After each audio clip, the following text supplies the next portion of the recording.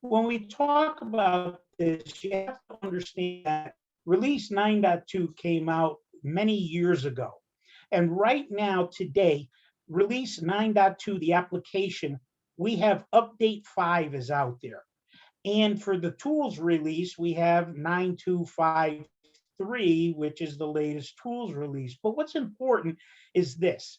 You should have heard, if you went to InFocus, that application release 9.2 is going to be supported now till the end of December 2032. That means you have Premier support through that time. And Premier support means you get bug fixes, application fixes, enhancements, all those things that you need to keep your software running optimally. Now, if you're not on release 9.2, or if you're not on a current tools release of 9.2, you should think about getting there. Why?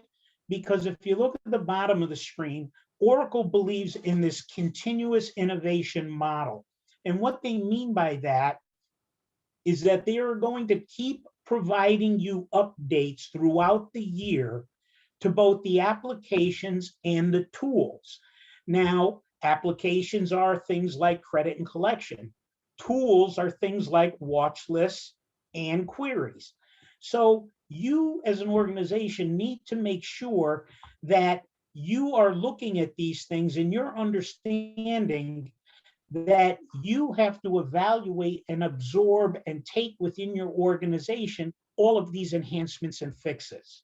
So if we break it down and we look at the applications, 9.2 came out back in 2015. A couple of years went by before Oracle gave additional application enhancements. Now, I'm not talking about bug fixes, I'm talking about new functionality. Then another year went by and new functionality came out, another year, and in 2020, Update 5 is out there that had some new functionality. Now, let's be honest with each other, especially when we talk credit and collections. Functionality, things don't really change that often when you're doing a manufacturing process or when you're trying to do credit and collections. You're looking at the same thing, the software is functioning the same way. There's not going to be a lot of enhancements in the quote application aspect.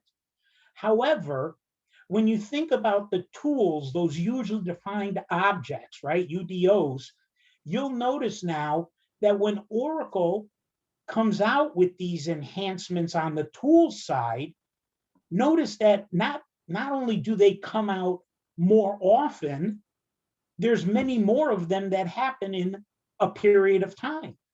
So every 6 months or so, Oracle is giving us some tools releases. Sometimes in 6 months, there's only 2 or 3. Sometimes there's 6 or 7.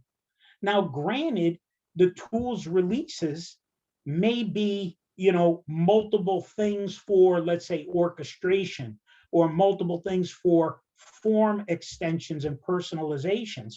The point is, the tools are giving you, the user, the flexibility and ability to take the application, but have that same application work better for you to do your job. Okay? So it's important to understand that. So for you, the people on this webinar now that are functional people, you may look at this, you may say, Tom, no big deal, whatever. For those of you that are on the technical side, it's important to marry the functional people together now, and for you to look at all these things and understanding what's happening and what you're getting, so you can evaluate them and say, how do I layer them into my business? How do I layer them in to make JD Edwards that market share expansion machine, to make it where me as a citizen developer, I become a more productive person? So when all these things happen, how do you know, how do you get them as a company? Well, if there's a bug fix, i.e. the application doesn't work, or maybe a field isn't updated properly or whatever, Oracle will put out what's called an electronic software update.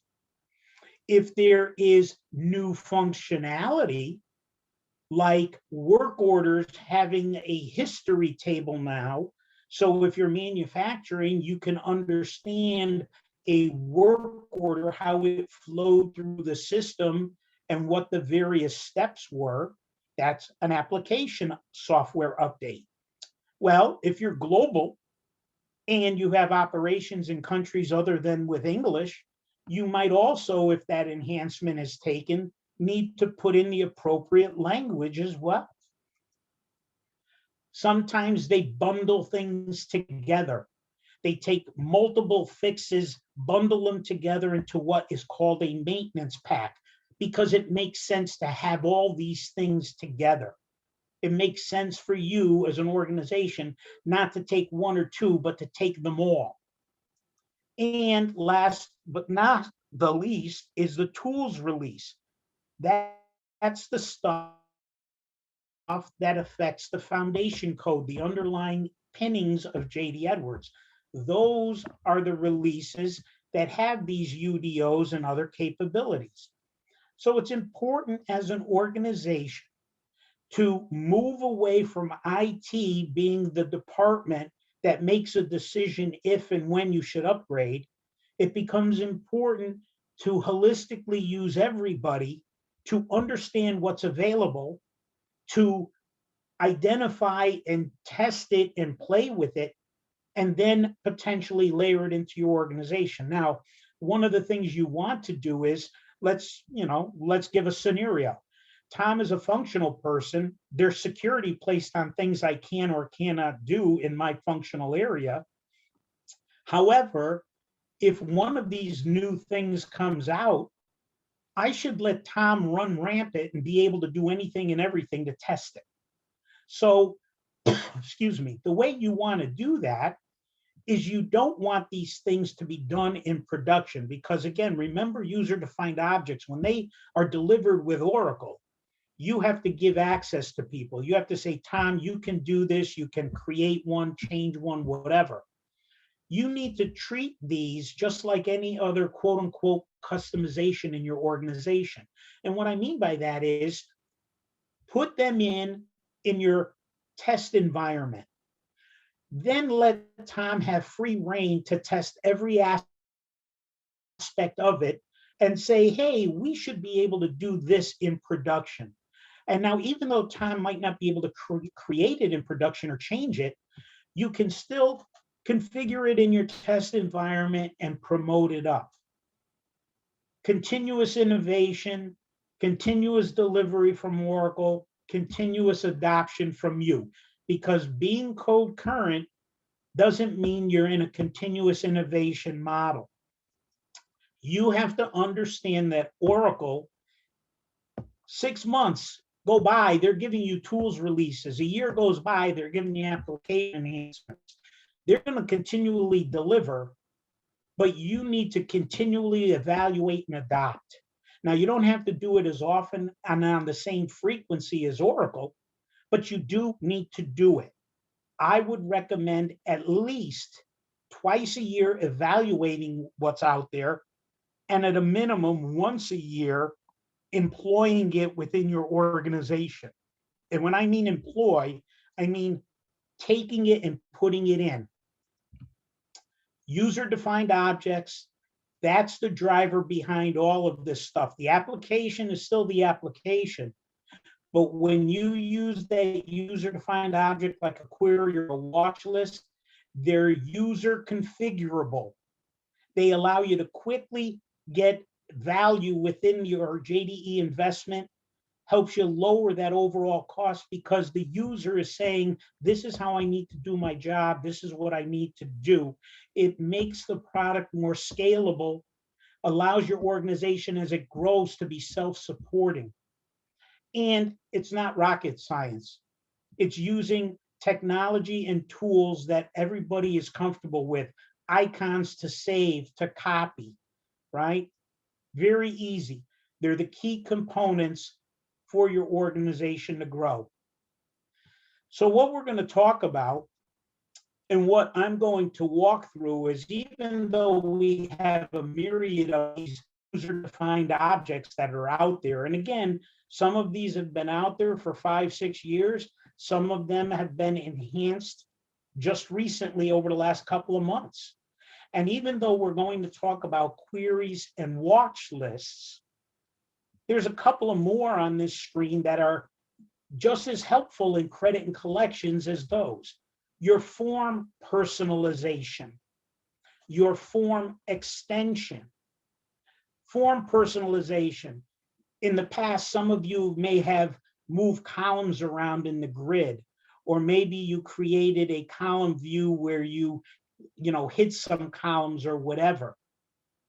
Form personalization lets you see the information how you want to see it, where you want to see it, especially when you're doing a composed page, so you can see more stuff on less real estate. Form extension, on the other hand, allows you to pull in fields that the inherent application may not be displaying when it was delivered to you. And when I get into the next screen and I show you some stuff, I'll give you an example of that, okay? But again, if you as an organization are using, for argument's sake, a user reserve field to store certain information, the native application may not display that. Well, now you as a user have the ability to take that and put that out there visible for people to see. We don't need IT to help do a customization or whatever. So while we're talking just about queries and watch lists today, understand that any of these are going to help you in defining a process or defining a better way to do what you need to do. So what does the credit and collection system, what does it really look at? Okay. It starts with a customer. And again, this is not all inclusive. So don't turn around and say, Tom, but what about this? What about that? This is at a high level. Okay. You have a customer, Tom, and that customer, Tom, says, I want to purchase and buy some things. And so then I enter a sales order, or maybe I just enter a receivable directly. All right. And then hopefully Tom decides to pay you. And when he pays you, he might pay you for multiple invoices all at once. And then all of that information is affecting the transactional history for that given customer, Tom. So Tom has multiple things in my ledger that I'm looking, that I've purchased and paid for, et cetera, et cetera. Now, all of a sudden, at the end of the month, bi-monthly, whatever the cadence is for your organization, your credit and collection people say, wait a minute, I want to aggregate all this information and I want to see it in one spot for Tom as a summary type of thing. So they would run a credit analysis, refresh, and statistic history update. And voila, I get the tables that credit and collection people normally look at to begin and doing their analysis and their job. So to say it differently, this screen you see right now, when you click on credit and collection management, you'll see X number of options, some of which are batch jobs, some of which are, reports, whatever. This screen you're looking at, I'm telling you, I told you earlier, Tom is retiring. I'm retiring because I started with J.D. Edwards way back in the mid-'80s. And I started on release A as an Apple II of the world product. And what I'm looking at on this screen right now has been the same since that time. This has not changed. It is what it has been for 30 years. All it is you take those tables I showed you earlier, I refresh them all, then I go in and I inquire and look at certain things. maybe I want to update master data, the overriding driver, or maybe I want to launch out and get some D&B information or some other information. The point is, the applications haven't changed. However, the tools I've been given to look and do my job have. So, another way to look at it. I told you it all started with the customer master. That means that Tom, as that single entity, is going to do a lot of buying and paying and things of that nature. And all of that stuff I do, there's parameters on Tom's customer record that say Tom is this kind of customer, he's a commercial customer, he is, he's a mechanical customer, he's whatever.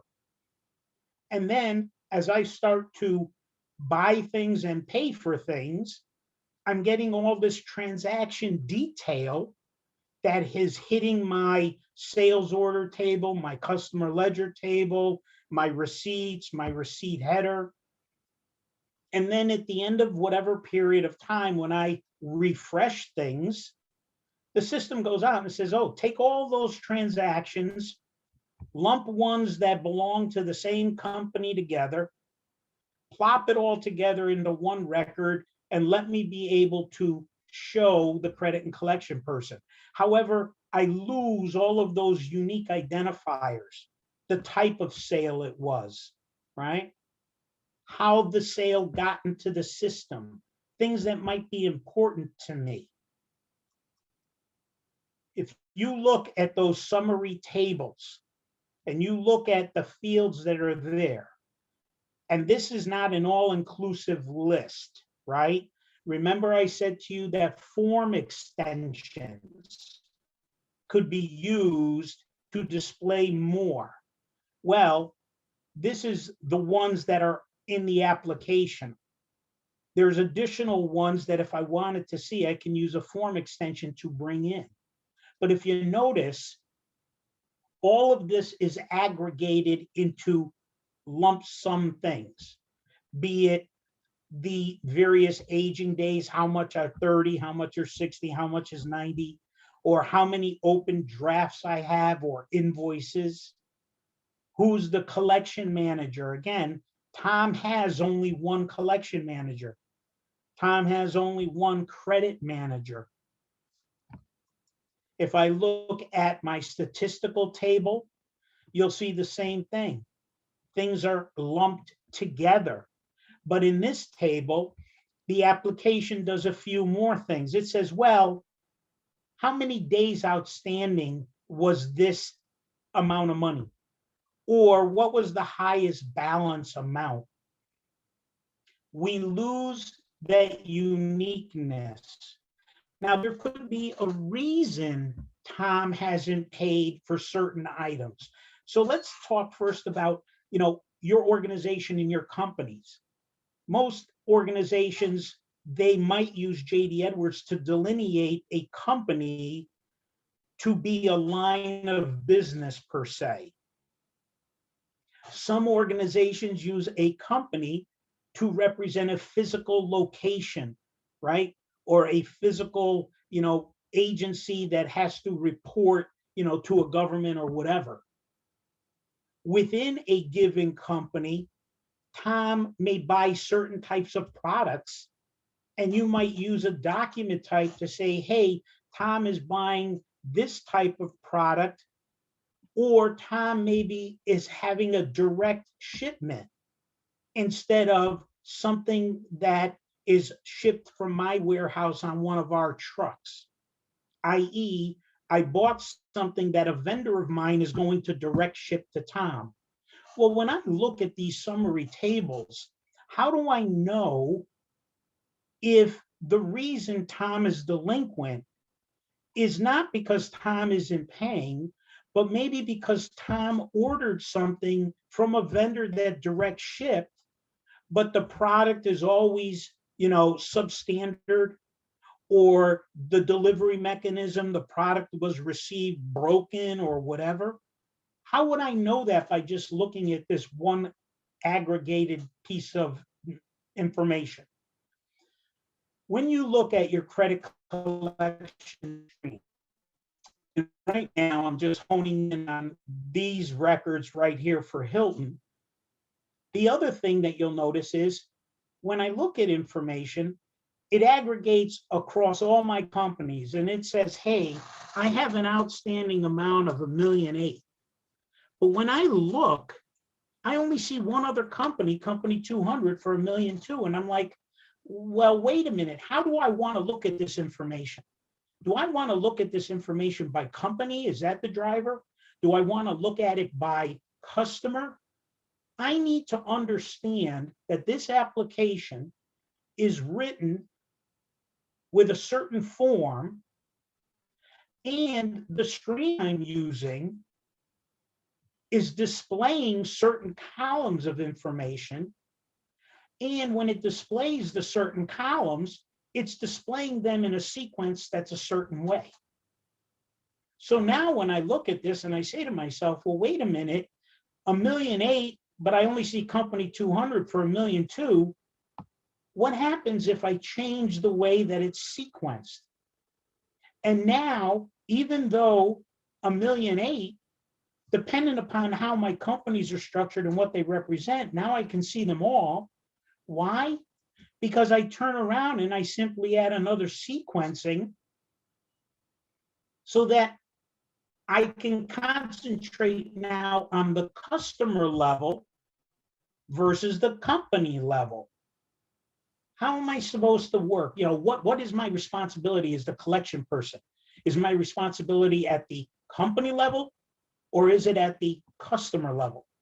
Or is it at the type of order level that you're going to see in a minute? Same thing holds true when we look into the statistical screen, right? Same kind of concept. You can get your day sales outstanding, all that other information, but how do you want to see it? So applications are important, forms are important, sequencing is important. Same thing when you go into your parent-child browse. So having said all of that, how can I use a query? Well, I see that my company 200 has X number of dollars outstanding. My company 200 has multiple different types of orders, be EDI orders, direct ship orders, orders entered via sales order versus regular receivable. How do I differentiate the two? I create a query so that now when I drill into these things, I can only see that information that I want to see. And when I develop this query, what's more important is once it's been developed, I don't have to worry now about getting into credit and collection and customer ledger. I can use the watch list, and wherever I am in the system, I could just open the watch list and see, oh, wait a minute, the area I'm responsible for, direct ship orders, all of a sudden, I have X number that are delinquent. I need to work. I don't even need to go into credit and collection anymore. I can just use a watch list to understand that. So here's some assumptions we're going to be going through, but I'm going to walk through them and we'll just talk to them as we get there. So let's take a quick little look. Let's see what we need to do here. And what I'm going to do real quick is let me get out of this. Just make sure that this is where I want to be. I'm going to come into Edwards.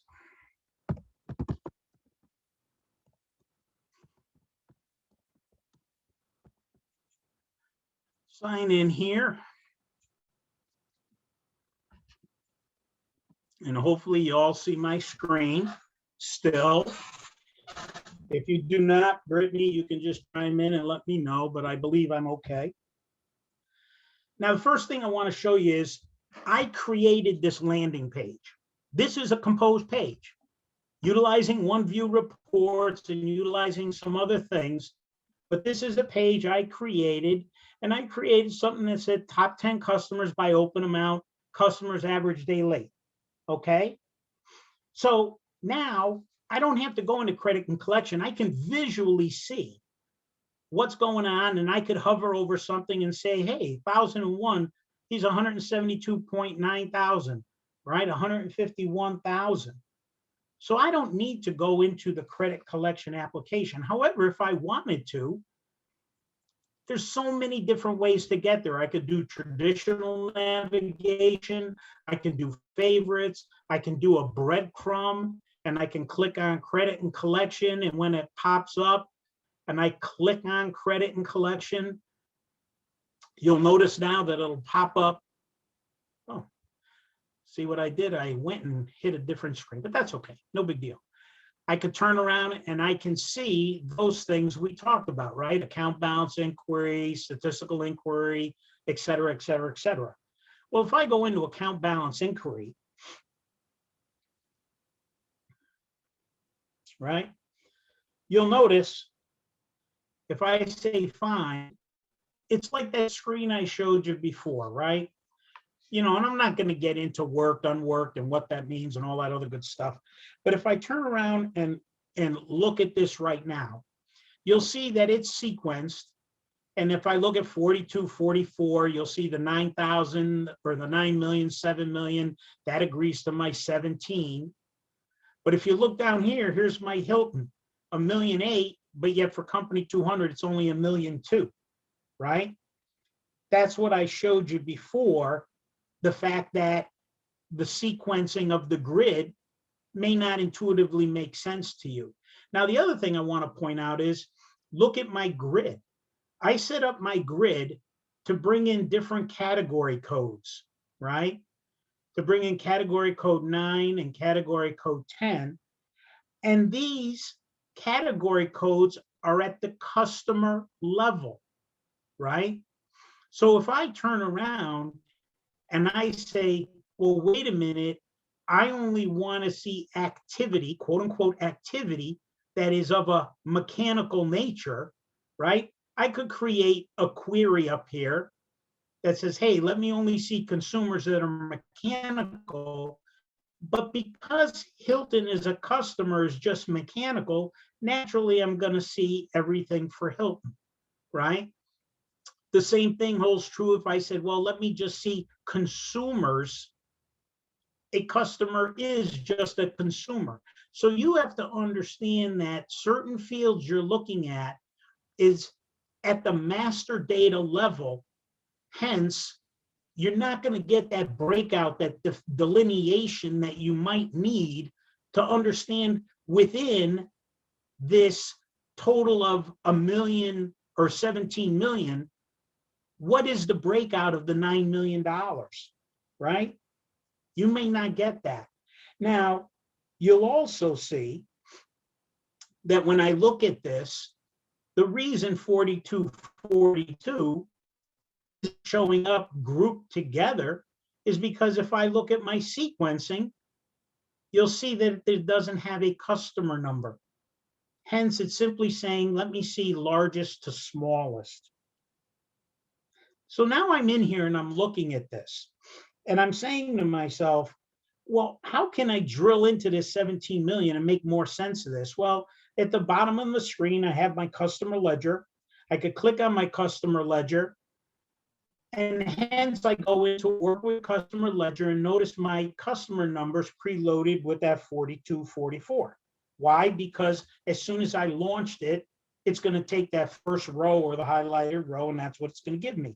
Now, in this screen, I did the same thing. I adjusted my grid, and I show you those document types from sales order entry that came in. And notice that there's standard orders, direct ship orders, transfer orders, et cetera, et cetera. And if I go to the bottom for 4244, here's my $17 million that we saw on the prior screen, right? So what I can do here is at any point in time, naturally, just like we know, if I were to simply select a record, or if I was to click on a document number, I would launch invoice entry. Now I see all of the detail behind that one particular order that I'm looking at. And again, ignore my ears and my warnings. I'm just showing you what you can do. All right. Now we're going to come back later and we're going to talk about using queries to identify and understand why for a certain customer, the type of orders that I might be talking about. Okay. So now if I come back to my account balance inquiry screen, this is my main landing page for, credit and collection. If I say, let me see periodic statistics, it's the same kind of thing. But notice now, because I was on company 0, it shows me the statistics just for that amount for company 0.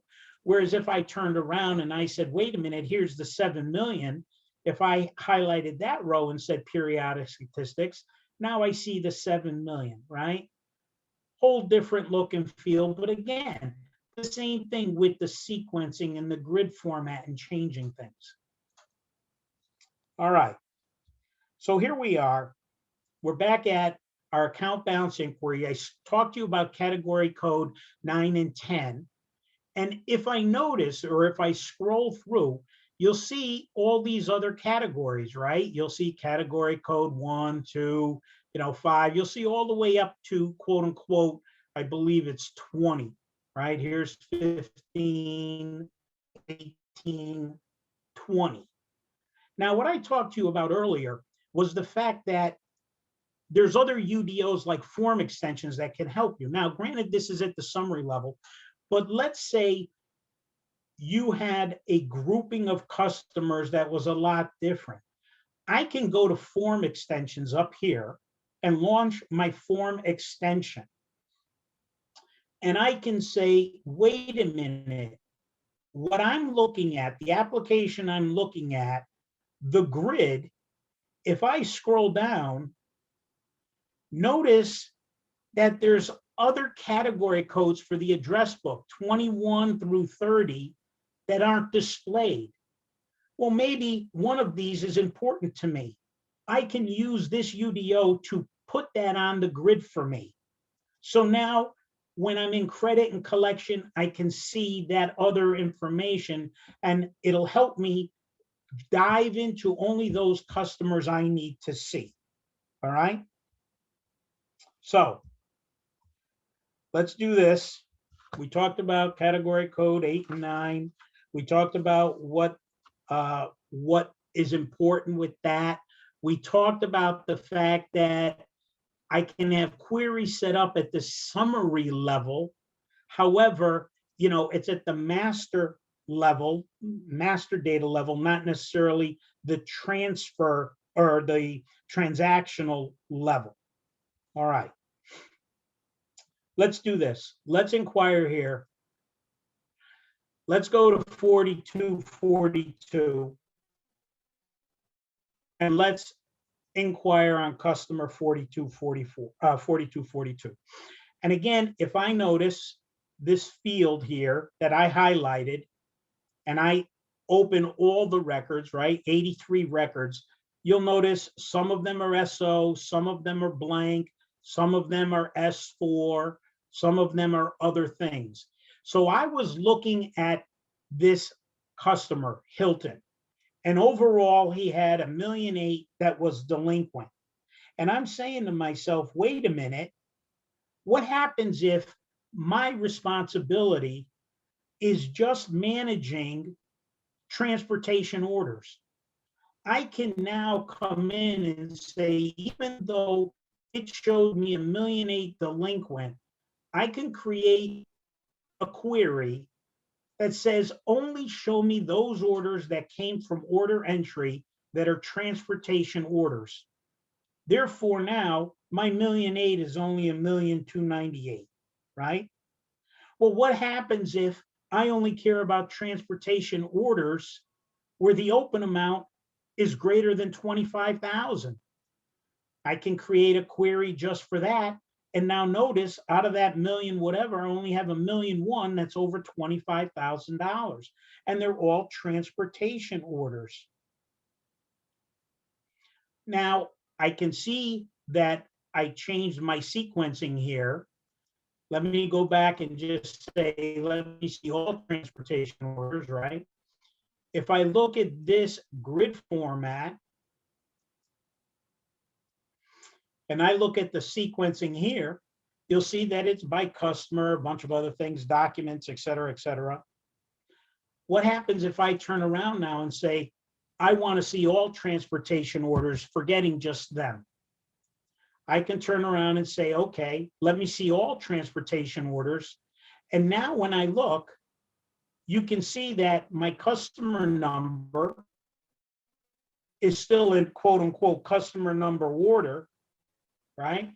But I can turn around and I can set up other things where I could say, wait, I don't want it to be in customer number order. Maybe I want it to be in largest, right? Regardless of customer. And you can see, even though 42, 44 happens to be one of the major ones, you can see that all of a sudden they start to change. I can use my sequencing to now start looking at activity that's different. All right. Again, a certain way. Now, when we look at this transportation order, I want to show you one last thing, right? If I go back here and I just say, let me see transportation orders, and I say find, let's just look and agree that we're looking at a total of 193 orders, right? For X number of dollars, all right? So let's just remember that and keep that in the back of our mind. So now if I exit out of this, I'm going to exit out of this as well. And I'm going to go back to my landing page, right? Because I want to show you on my landing page how we don't necessarily look at or are looking at the same information. If I come back to my landing page right here, and I look at top 10 customers, notice my list, 1,001, 3333, 3007, et cetera, et cetera. But if I went into my account balance by inquiry, right, my account balance inquiry screen, notice the order of my customers, 4244, 1013, 4247. It's not the same, right? Notice that the dollars don't tie. Why? Because the other way you can use query and watch list is by coming in here and saying, wait a minute, I'm just looking at specific records, but if I look at all customers and all companies, now notice how my list changed, right? Now it's just like account balance inquiry. Well, we looked at transportation orders, right? How about if I come in here, here's my query, but I want to further define my query, and I want to come down, and again, I apologize, I'm scrolling so quickly, but you'll get used to this when you do it yourself. But maybe now I want to come down here and I want to say, wait a minute, transportation orders were S4. Maybe now I only want to see my transportation orders. Here they are. When it pops up, I can turn around and I could say, oh, there's 4244. Oh, here's 4242. Here's Hilton. I can simply click on my little pie chart person and notice here I am. I'm getting to the detail that I actually wanted to see. And all of this ties back to what we looked at originally in credit and collection. Now, remember I said, let's just remember our transportation orders in the back of our head. Here I am, and all of a sudden, I want to look, and I want to see transportation orders over $25,000. Whatever screen I'm on, I can create that watch list. And now when I click on transportation orders over $25,000, it brings me back to that list again, right? That 43,000 that I looked at before. User-defined objects. many different ways for you to do what you need to do and drill into the data to understand why it is the way it is. Again, the reason Tom is delinquent is because Tom, maybe, the vendor I'm doing my direct ship with is causing problems. He's the issue, not Tom. So look at all the user-defined objects, look at everything that you can do to understand what needs to happen. So what I've talked to you about today, user-defined objects, the tools, how you can use them to work in your organization. Our delivery organization can help you understand and help train you on how you can use those.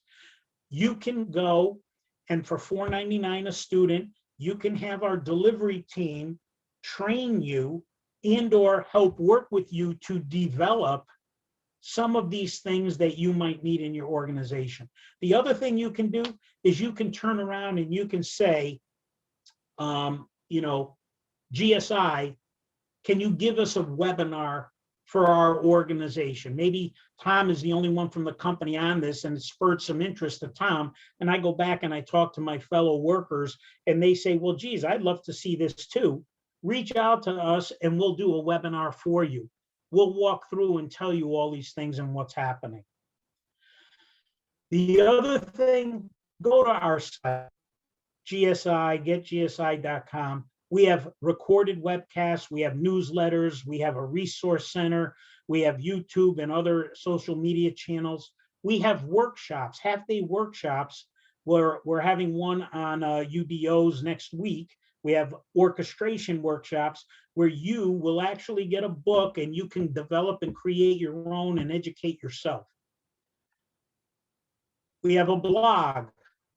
Go and put in information, good, bad, or indifferent. We're willing to absorb everything. We also have something called ERP-Talk. And what that is you go in and you enter a question, a human will reply to you and give you feedback and answers to that question.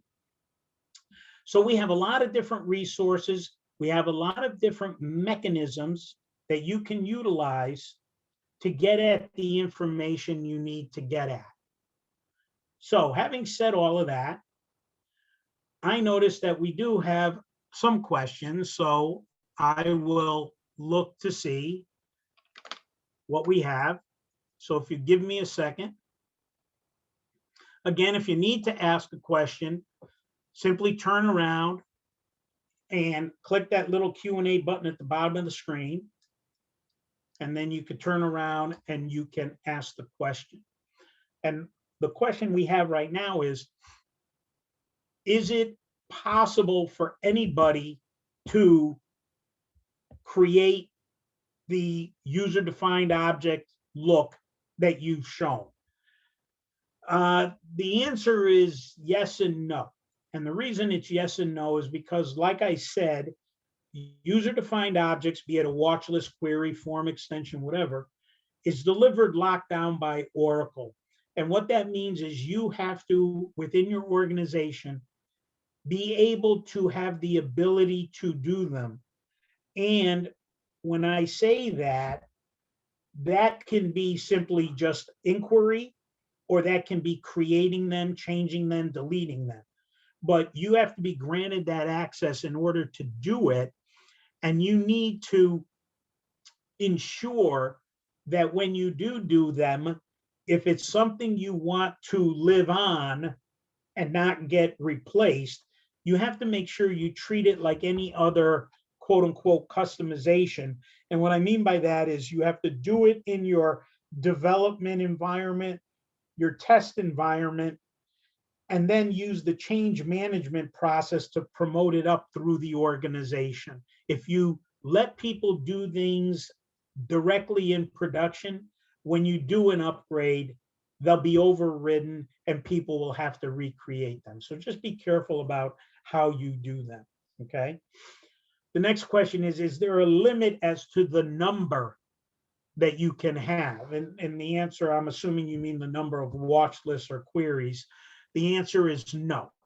right? It is unlimited. There are considerations that you want to take into account, especially when you're doing queries and watch lists, i.e. the number of records you retrieve. Again, because when you're looking at credit and collection, you're looking at the summarization of all the transactions. You want to make sure that if you haven't purged or archived data and your AR table is huge, you want to make sure that people don't run queries that are wide open that can cause some kind of performance problem or whatever. But again, these are things that when you talk to GSI or talk to your delivery person, they'll be able to help you understand and work through and make better. Right now, I don't see any other questions. If somebody does have a question, I'll hang out for 2 more seconds. Other than that, as I said before, if you'd like us to do a one-off just for your organization, or if you want us to get a little more in depth just for your organization, we're more than happy to do that. Just reach out and let us know. I believe, if memory serves, that when you exit the webinar, you'll get a questionnaire, and as long as you fill that out, you'll be entered to win a Amazon gift card. So again, if you can please fill that out, I'd appreciate it. Lastly, I want to thank everybody again. I want to hope everybody is safe and doing well, and it's been my pleasure. Again, please give us feedback, good, bad, or indifferent, so that we can help you and help your JD Edwards experience get better. So on that note, everybody, thank you. Enjoy the rest of your day, and hopefully I'll be talking to you all again soon. Thanks very much.